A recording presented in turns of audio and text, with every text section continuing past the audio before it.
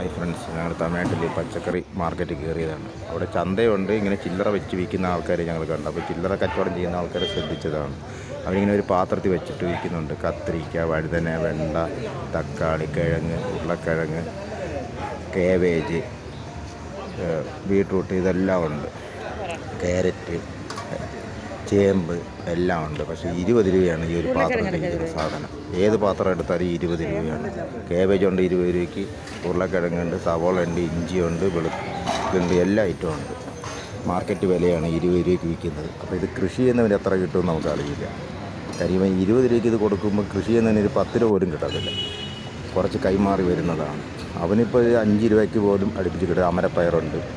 അപ്പോൾ ഇത് ഒരിക്കലും 5 രൂപ, അവർക്ക് 5 രൂപയിൽ കൂടുതൽ കിട്ടത്തില്ല കൃഷി ചെയ്യുന്നവർക്ക്. പക്ഷേ കൃഷി ചെയ്യുന്നവൻ എന്നും താഴോട്ട് പോയിക്കൊണ്ടിരിക്കുക. ഇത് മാർക്കറ്റ് ചെയ്യുന്നവർ രക്ഷപ്പെട്ടുകൊണ്ടിരിക്കുക. 20 രൂപയാണ് ഇത്. ഈ കിഴങ്ങാരി ഏതെടുത്താലും 20 രൂപയാണ്. തമിഴ്നാട്ടിൽ ഇപ്പം മാർക്കറ്റിനകത്തുള്ള കാര്യങ്ങളാണ്. മാർക്കറ്റ്